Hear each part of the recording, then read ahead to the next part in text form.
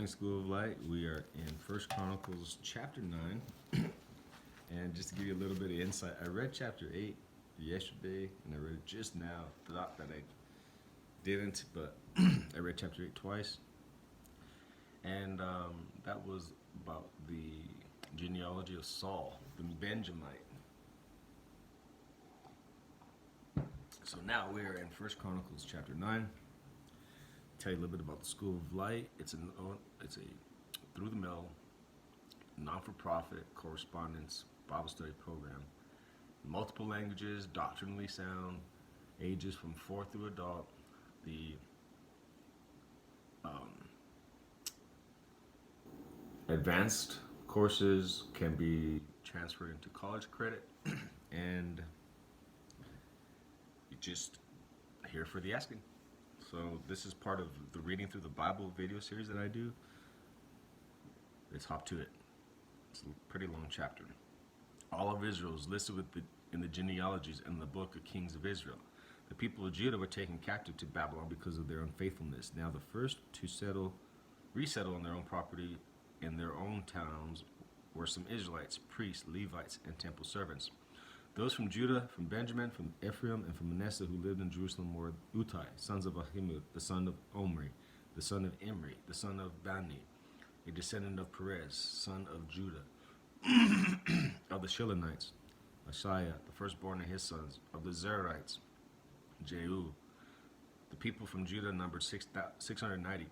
Of the Benjamites, Salu, son of Meshulam, the son of Chodaviah, the son of Hasenua, Ibneiah, son of Jeroam, Elah, son of Uzi, the son of Mikri, and Meshullam, son of Shephatiah, the son of Reu, the son of Ibnajah.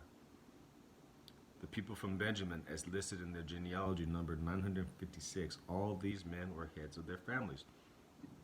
Of the priests, Jediah, Jehoiada, Jechin, Azariah, son of Hilkiah, the son of Meshullam, the son of Zadok, the son of Merioth, the son of Ahitub, the official in charge of the house of God.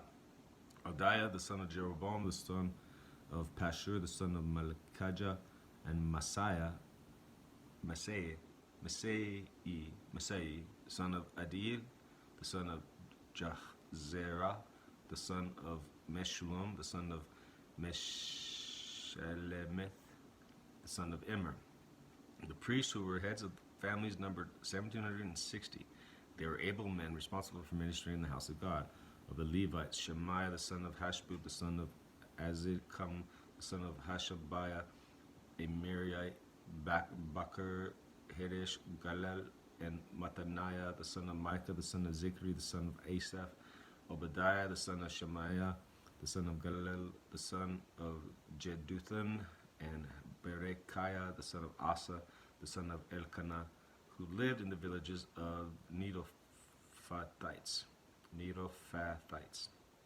The gatekeepers, Shalom, Akub, Talmon, Acheman, and their brothers, Shalom, their chief, being stationed at the king's gate on the east up to the present time. These were the gatekeepers belonging to the camp of the Levites. Shalom, son of Korah, the son of Ebiasaph, the son of Korah, and his fellow gatekeepers from his family were responsible for guarding the thresholds at the tent, just as their fathers had been responsible for guarding the entrance to the dwelling of the Lord. In earlier times, Phinehas, son of Eleazar, was in charge of the gatekeepers, and the Lord was with him. Zechariah, the son of Meshelemiah, was the gatekeeper at the entrance to the tent of meeting. Altogether, those chosen to be gatekeepers at the thresholds numbered 212. They were registered by genealogy in their villages. The gatekeepers had been assigned to their positions of trust by David and Samuel the seer. They and their descendants were in charge of guarding the gates of the house of the Lord, the house called the tent. The gatekeepers were on the four sides, east, west, north, south. The brothers in their villages had to come from time to time and share their duties for 7-day periods. But the four principal gatekeepers, who were Levites, were entrusted with the responsibility for the rooms and the treasuries in the house of God. They would spend the night stationed around the house of God because they had to guard it. They had charge of the key for opening each morning. Some of them were in charge of the articles used in the temple service. They counted them when they brought them in and when they were taken out. Others were assigned to take care of the furnishings and all of the articles of the sanctuary, as well as the flour and the wine, the oil, incense, and spices.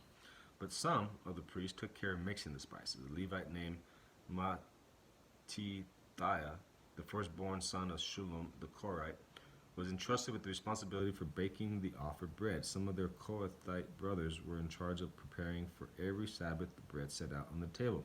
Those who were musicians, head of the Levite family, stayed in the rooms of the temple and were exempt from their duties because they were responsible for work day and night. All these were heads of Levite families, chiefs enlisted in the genealogy, and they lived in Jerusalem, the genealogy of Saul.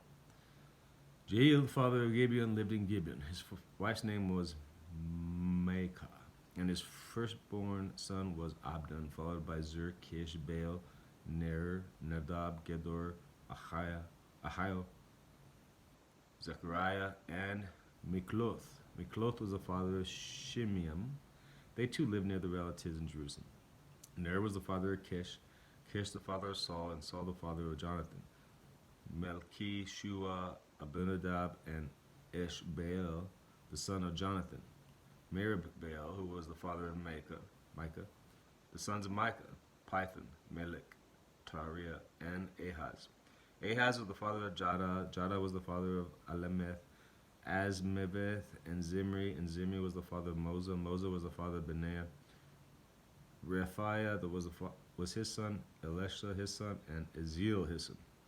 Eziel had 6 sons, and these were their names: Azrikam, Bokeru, Ishmael, Shariah, Obadiah, and Hannah. These were the sons of Azel.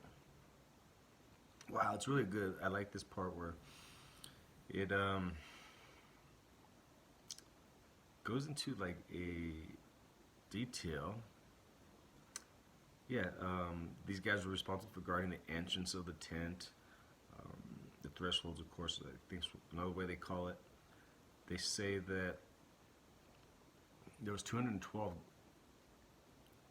gatekeepers at the thresholds, number 212. First thing that 212 is the temperature of boiling water.